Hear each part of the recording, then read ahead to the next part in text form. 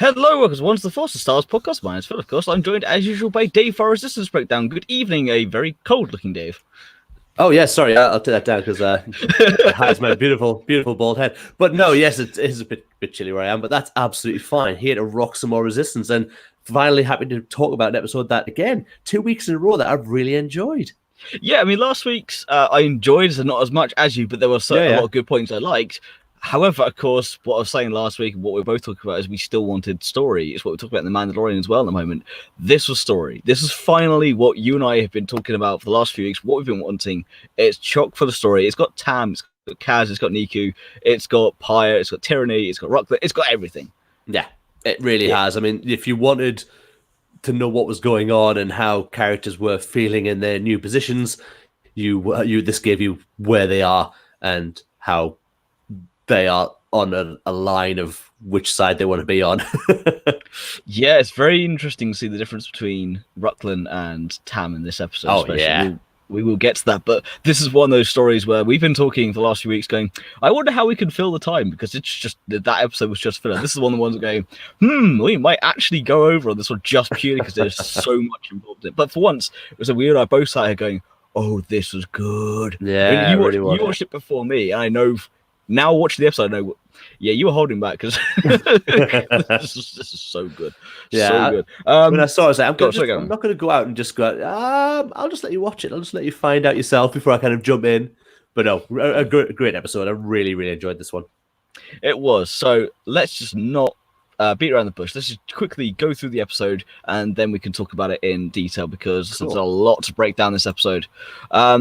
In fact, though, it's the opening. It's just cool from the off. So it opens up in the hangar on the First Order destroyer that Tam and Rucklan are based on. They're doing a bit of refueling. They're really just not happy. They're grumbling about their jobs. And Tam's saying how she prefers it on the Colossus because in Yiga hangar everything's a bit work on.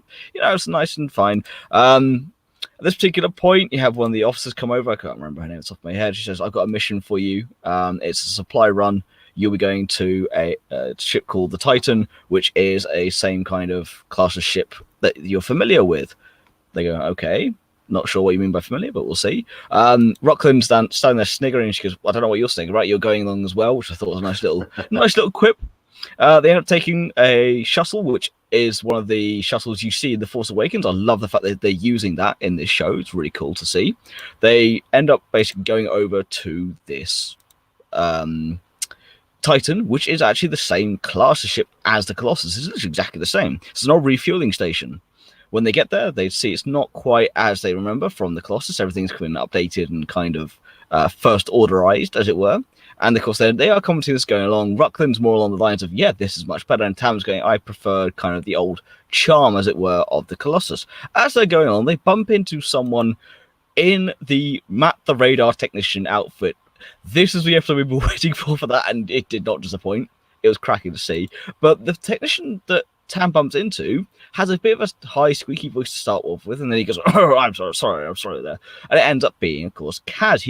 She kind of twitters, Kaz? She kind of questions it, goes, technician, and he just buggles around the corner. Rucklan says, what are you doing? We've got to go to the supply depot, so of course they do. Kaz then goes around the corner, bumps into, it finds Niku and CB-23, which is poorly painted up to be a resistance, a First Order BB unit. It's really not quite the old chopper paint jobs we're used to. It's kind of a really slapdash. It makes you appreciate what Sabine really did for the rebels back on Lothal. Again, I think that's Filoni doing a callback that I really do think it is. And we'll talk more about that later. At this particular juncture, though, they say we need this binary transcoder. It's really, the Colossus needs it or everyone will die a horrible, painful death. Did I mention horrible? Did I mention agonizing? Niku is just like doing his usual compounding Kaz. This is one of the reasons why Niku is now one of my favorite characters, if not my favorite character from the show, because he's developed from someone I found irritating in the first episode to someone who I cannot get enough of these days. He's just fantastic. They end up going to the supply depot. However, behind Kaz appears General Hux. Now, I will say, of course, this isn't voiced by Donald Gleason, and it stands out like a sore thumb because we had. So you're on. I was going to say, I was going to bring that up later when we got into the talking points of how much it took away from the character. Yeah, because we had Donald Gleason do the we had this literally the speech lifted from The Force Awakens in season 1. Anyway, that's not the point. We'll get to that later. General Hux says, "Can you please show me to the briefing room because, well, I can't find my way around here, and none of the troopers are good enough to show me where to go." Kaz says, "Yes, of course, I'll take you, no problem." Shows up to the deck. Unfortunately, when they get up to that bridge, Commander Pyre happens to be in there. Of course, he knows who Kaz is. Kaz kind of hide himself, talking in a low voice, and ends up kind of letting Pyre and Hux go to their meeting. He bugs off back down to the engineering department. Cut back down to that department where you see Niku and CB23 trying to locate this unit that they need. Kaz comes along, kind of helps Niku get away from some of the First Order troopers, interrogating them, going, "Oh, technicians," because they're talking about equipment. It's a language I understand, it's one I appreciate. They then, as of course, end up having to go to where this binary transcoder is located. However, unfortunately, on their way, they are, recognized by Tam. She does know who they are. She ends up going into the supply depot itself, where you see the new First Order K2FOA, and we'll get onto that later on, because I don't know how you missed this, Dave. I really don't. They are front and center. It then, of course, comes to our thumbnail, where you see the two of them inside the main reactor, as they are getting the parts.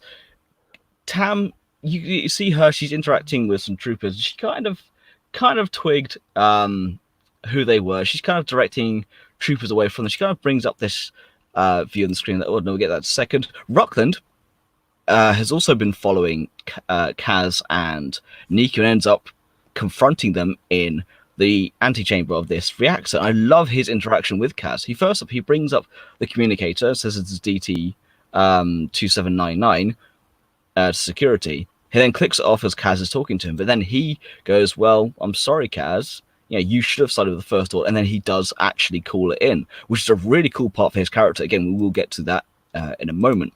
You then come back to the briefing room where General Hux is giving us a very passionate speech about destroying the Resistance, as he always does, when he's interrupted by a siren going off and goes, What is that?" You then cut down to the engineering department, of course, where they are getting this binary transcoder out. But as they're trying to leave, they cannot. Ruckland has sealed the doors in. Tam, at this point, brings up on a small monitor next to her what is going on, because she at this point she is twigged, and she's staring at the screen. She can see what Kaz and Niku do and how they're trying to get out, and she goes, "I can't believe I'm about to do this," and she lets them go. The stormtroopers then come along and she directs them in a different path to where Kaz and Niku are headed. Unfortunately, though, Kaz and Niku do get cornered in the end by Pyre, Hux, and a couple of stormtroopers, but manage to again slip the net somehow. They end up going into the hangar itself, where CB23 is prepping the shuttle for them. Unfortunately, she gets cornered by two other First Order BB units, ends up having robot-on-robot violence, which is all good and fun. And through a bunch of shenanigans, Kaz and Niku end up escaping. And it's very telling how Hux is very, very unhappy with Pyre. Pyre apologizes, brings up tyranny, says unfortunately they got away. We had Kaz and Niku here. And it was DT2799 who brought them in, along with Tam. And of course, Tyrion's going, "Well, maybe we can use Miss Revora as an asset to see how this goes." So, loose little rundown there of an episode which, from top to bottom, had me hooked. This hasn't happened in a little while with this show because of the lack of story. But from the moment I clicked on it, from the moment I clicked off of it, this episode had me hooked throughout. This is exactly what I'm wanting from the show. It gave me what I've been waiting for as well. As I said, we've probably covered the last couple of episodes where all I've said I've wanted is for an update on what's happening with Tam. And this really, really gave me that in spades. And I love the difference in position of her and Ruckland, of their paths that they're taking with the First Order, where she's still very much that girl who stepped out with the First Order at the end of season 1. She's still not fully rooted in that position where she stands. She's very much thinking about home. She seems almost homesick when she's thinking about the Colossus and how much she misses what was going on, and talking about being in the garage and work and things like that. So I love all the time that we got in this episode. I really did like it. Yeah, same. And it's also, what I love is as I said earlier, I loved it when Ruckland's there. He clicks onto his thing, goes, "Security, this is DT2799. clicks off because Kaz ends up talking to him and goes, "Well, I'm sorry, you should have joined the First Order." Yeah. And then he calls it in. Ruckland has had the same thoughts as Tam. He's been in that position. He left the Colossus for his own reasons. He is, of course, much more indebted to the First Order than she is. She is still kind of going, I'm not sure about this, but he's much more ingrained now. But it's very interesting to see him go, I'm sorry, I'm going to call this in. Yeah. You should have done it. And I can't wait to see you brought in for this. He's very much, he's had the same thoughts as Tam going, maybe I've done the right thing, maybe I've not done the right thing. So we saw in earlier episodes of him kind of questioning it, but you can now see he's very much falling into line. Whereas he's Tam, fully indoctrinated, He's now a First Order officer rather than a member of the Colossus. Yeah. Whereas Tam, on the other hand, is falling the other way, going, I have made a grave mistake. It's very interesting when she ends up going, I can't believe I'm going to do this, and lets them go, because she knows if she gets caught, that's it. She's done. Oh, absolutely, yeah. She's kind of, it wouldn't be our first offense either. This is the second time they've had them and let them go. What I did find really interesting was the fact they never got Tam and Kaz face to face. I love that they kept them apart. Yeah, agreed. And it still it played really well that they didn't have any interaction physically or even just fit. So they were looking at each other, and it was a very much offhanded look. She saw them on the monitor. And I love that she was never in the same room with them. It played so well into her role. Well, it leaves it open for when they do finally have that. Because when they finally had that, she'll just jump back to the Colossus. We think. We think, but it does play into that kind of mentality more so. Whereas if they had been together in this episode, I think it would have been too soon. However, the story that's now being portrayed anyway is good enough. What you saw was that first inkling of, they're here, but at the same time she doesn't immediately go, I can go with them. She does just not at all. Let them go. Which is, again, that's her positioning there. She goes, I'm still angry, so I'm not gonna go home. We'll go back to the Colossus. However, I'm not gonna let them get caught by General Hux of all people. That's a death sentence. But she is going, I still have my allegiances to the First Order, and they're conflicted, but she does play it on that down the road of the First Order compared to where she could go, I'm just going to join them, help them escape, and go back.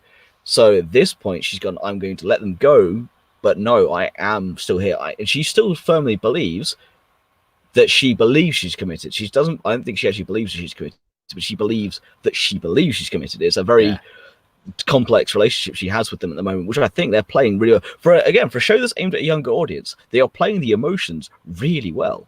They are. And I love that the fact she's still called the Colossus home.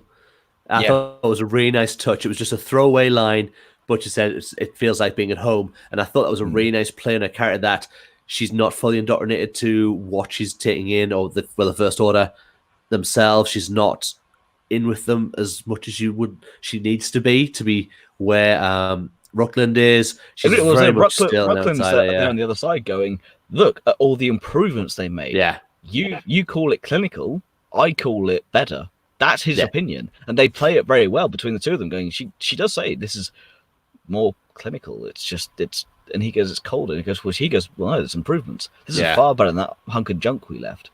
Yeah. Can't you see it? That's his whole point of view now. Is can't you see this is better? That's the level he's got to. He's fully so ingrained now. He's like, can't you see this is a better position for us to be in? This is a much better home for us.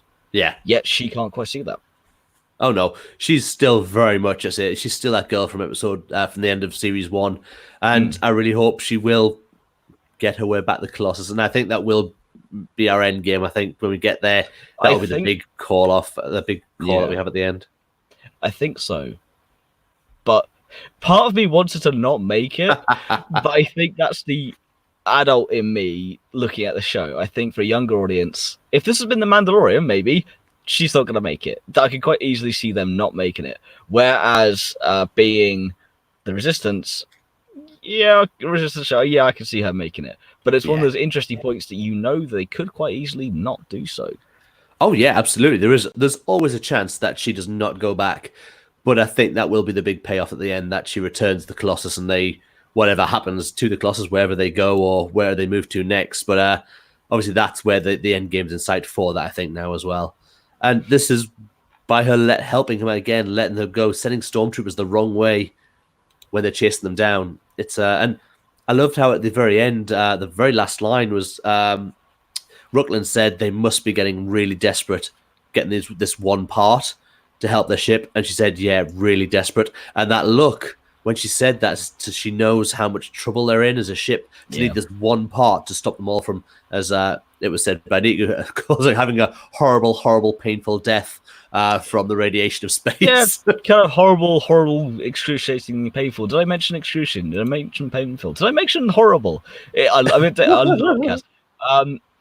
It's one of those episodes that's full of story as well as cool visual nods. Yeah. So to move on to some of the visual nods for starters, I want to talk about this. I want to talk about the K2FA. This beautiful droid that we know, of course, is now modeled on the old K2SO model and kind of brought up to be that first order equivalent. I think it looks fantastic. Again, how you missed this, I never know. There's literally two of them walking through center frame in one of the shots. I just don't think it clicked with me when I was watching the episode that what they were. I just see random droids sometimes you don't kind of pick up. But now you've seen, obviously, that it is a K2 model. It makes it all the better. When I watch this again, it'll be awesome to see it. But I didn't pick up on that. When you go back and watch it and go, how the hell did I miss this? Totally didn't even. You mentioned it just before we came in. What about the droid? I was like, what droid? It's like, what do you mean? What are you talking about, Phil? The K2 droid? What K2 droid? There are no K2 droids in this. Immediately go to the station guide. This K2FO droid. Oh, no, I didn't see that. There's literally when Tam and Ruckland go into the munitions depot, it's there. There's two of them walking through. In fact, the stormtrooper is interacting with one when he says, "I need this kind of blaster." Because the K2FO-A droid is there. It's like, how you missed this, I'll never know. But you'll go back and rewatch it, it'll be fine. Again, though, so some visual cues, again, talking about how they first orderized this particular ship. So they call it the Titan. So Titan, Colossus, it's that same class, of course. And some of the visual cues, again, the corridors and things like that, where they've made it very sleek, very clinical, very full-on Canary Wharf tube station first orderish. I know that's the Empire, but still it's the exact same kind of look. They have kind of made it look very sleek, very clean compared to the Colossus, where, in this particular version, if you go to where Aunt Z's would be, you'd probably find a cantina full of stormtroopers in a very clean, like, steel top tables. That's it.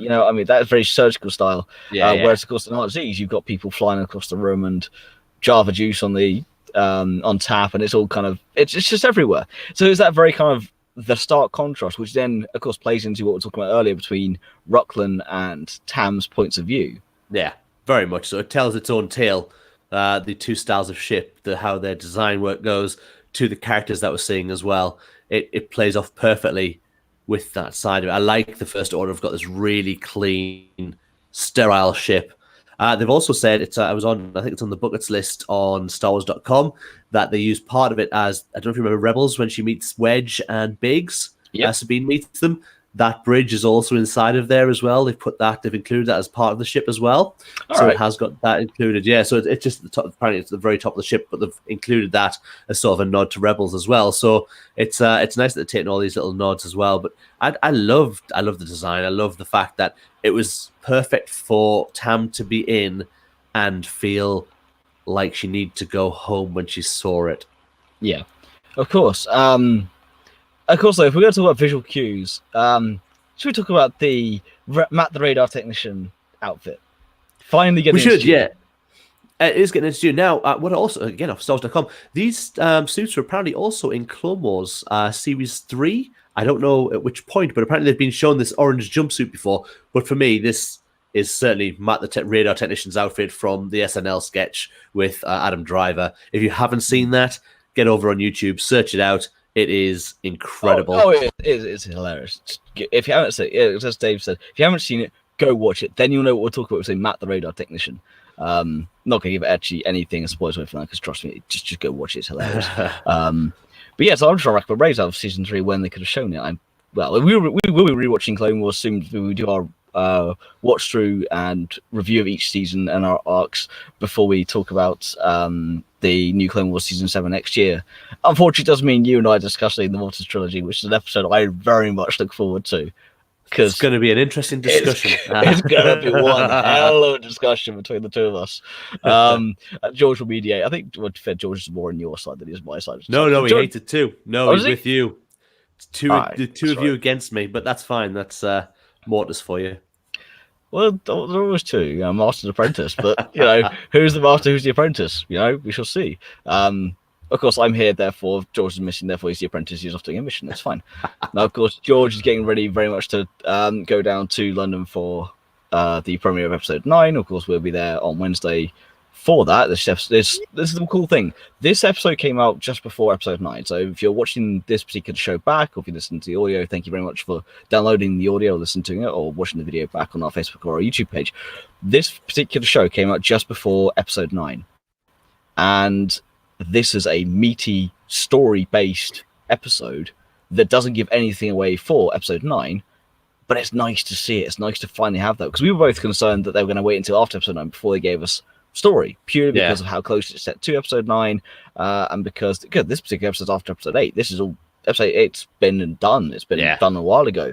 So this is very much in that territory between 8 and 9, and of course, so they can't give too much away about the First Order, but it's interesting to see these inklings. Huck's really hunting them down, going, no, we will burn them planet by planet. And of course, I've just actually finished Star Wars Allegiance, which is the comic set just before that, and they are literally going planet to planet, hunting them down and burning planets completely. This is a lighter nod to it, of course, being aimed at the audience it's aimed at, so they're just hinting at what's going on. However, it gives me so much hope for the episodes to come.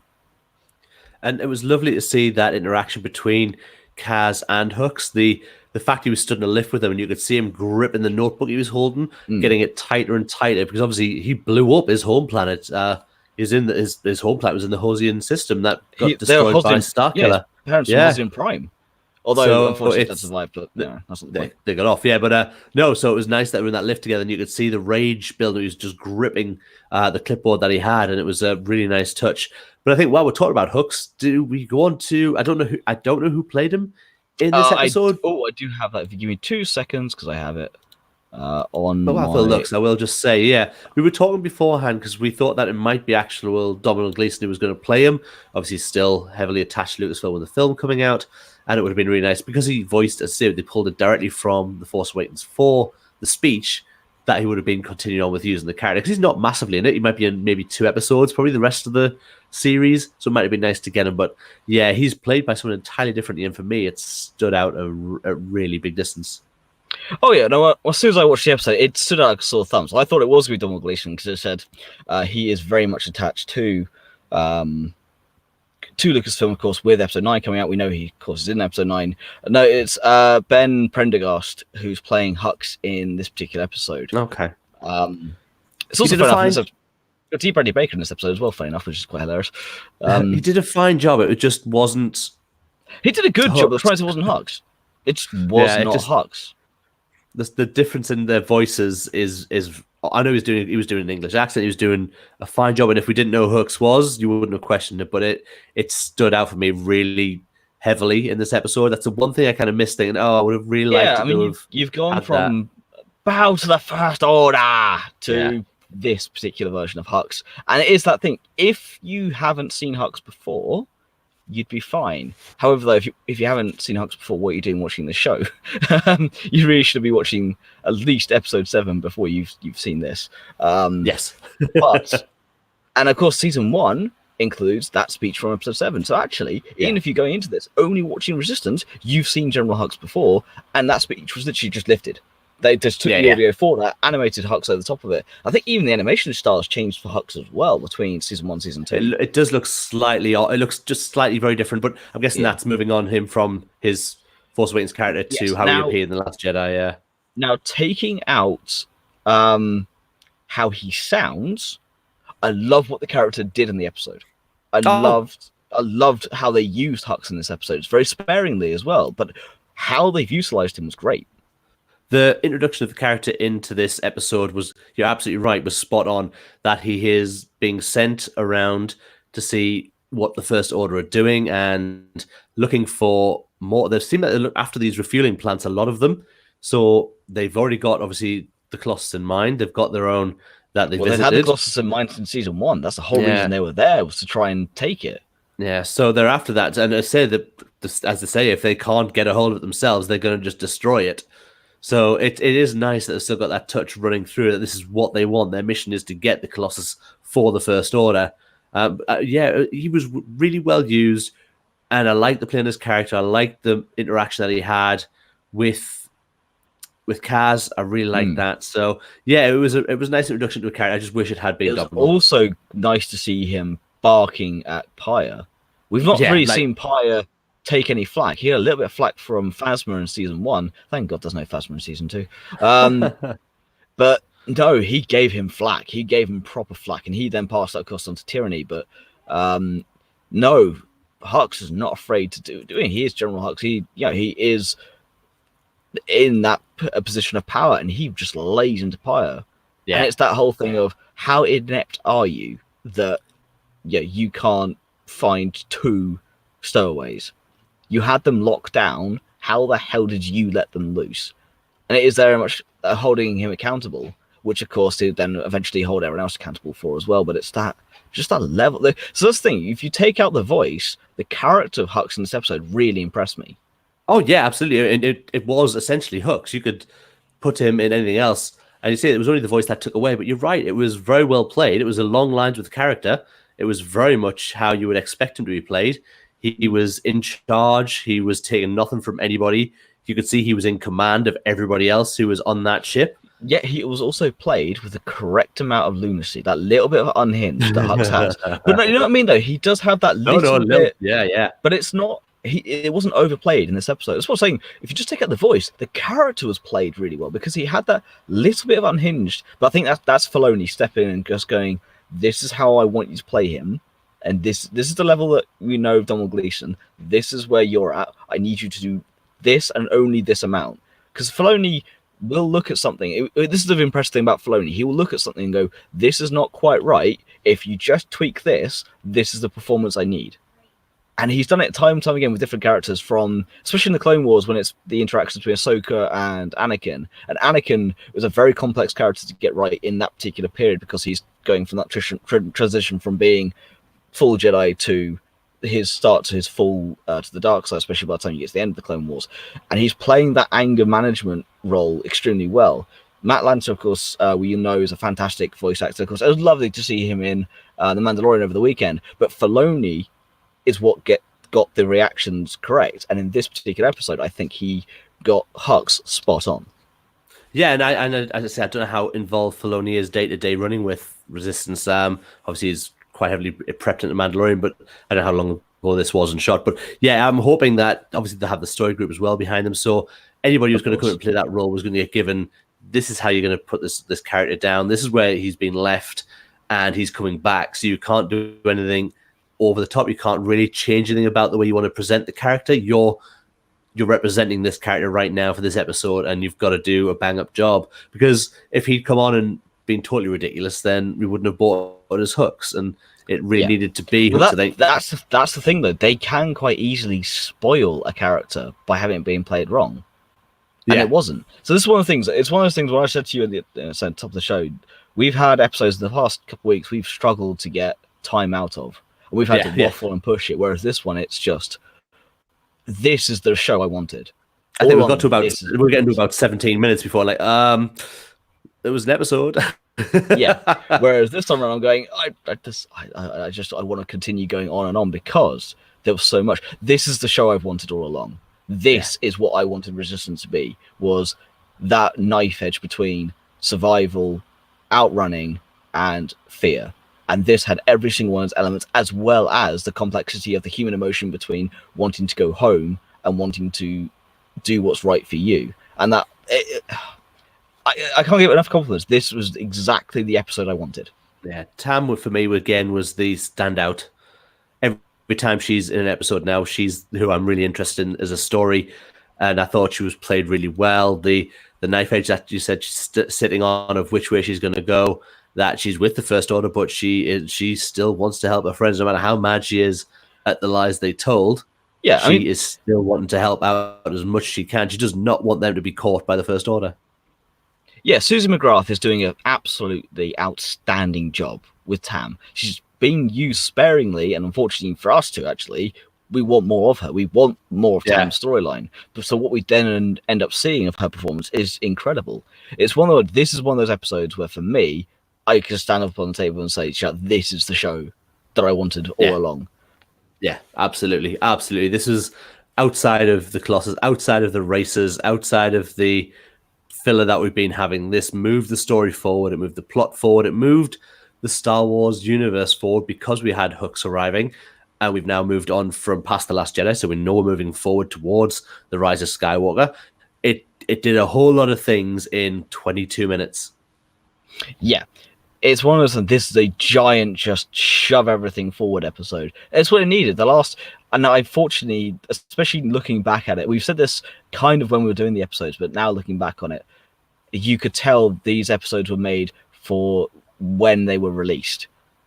Yeah, absolutely. It seems that way. It's lined up nicely that we are in this one. We've got a nice punch of story. In like less than 72 hours, we're going to go see The Rise of Skywalker. Just over 48. It's just over 48, my friend. It's not even less than 72. It's just over 48. It is 50 hours exactly. It'll be nice to see. Well, 49, 59, but yeah.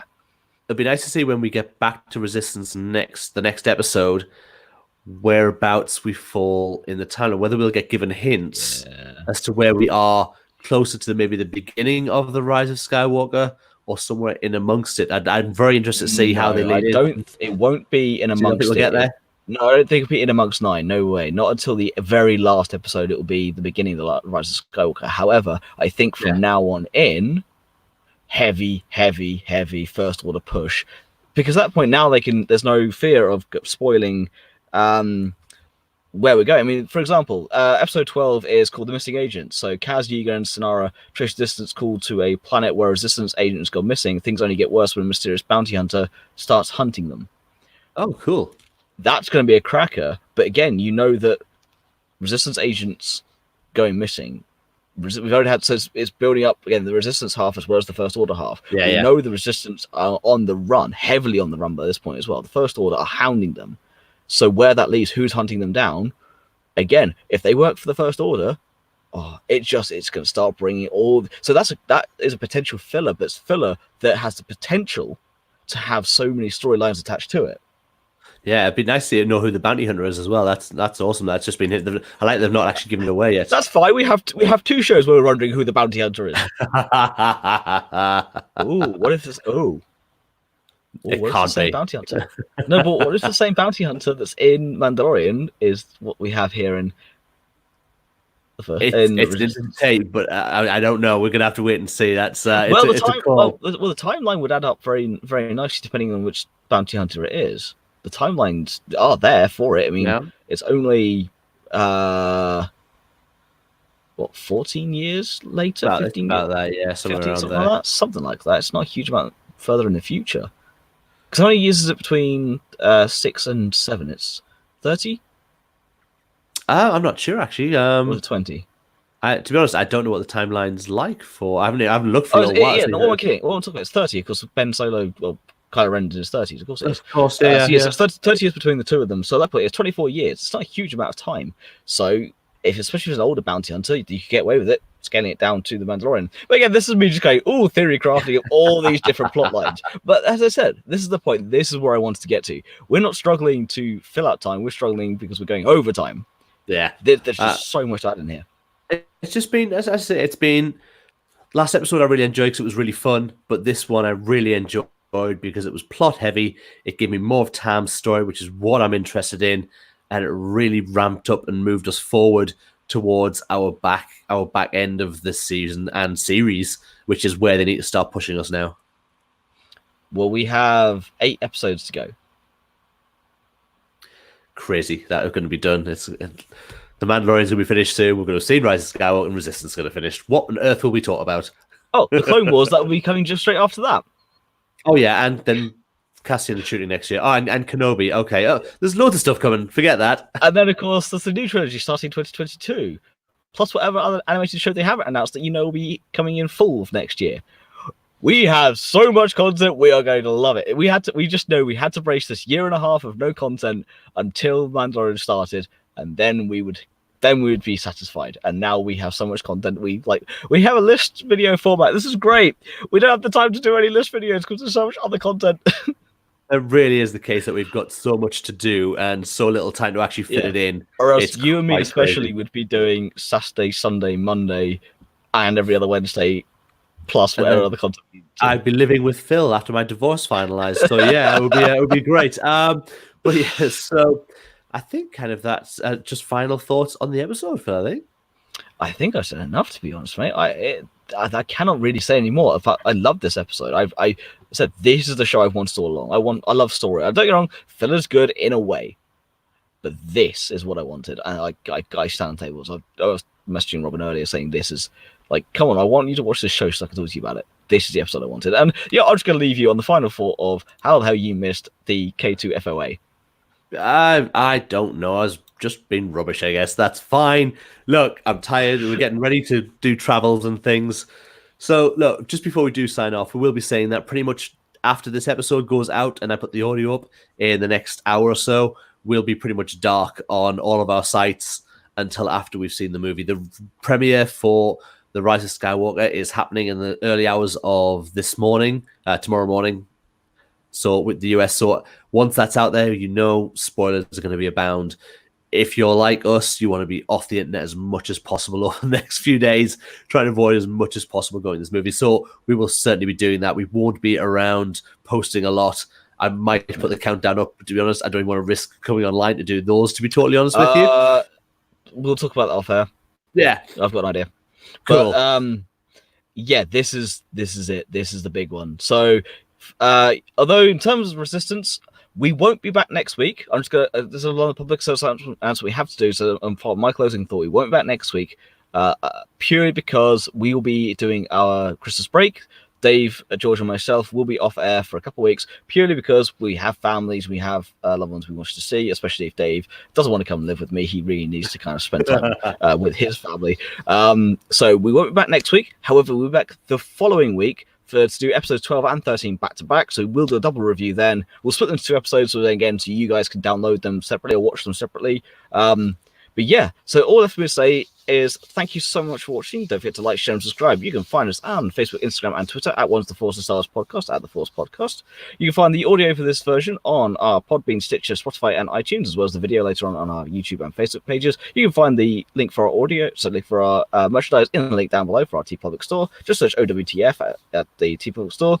So we've been One's the Force. May the Force be with you. Good night.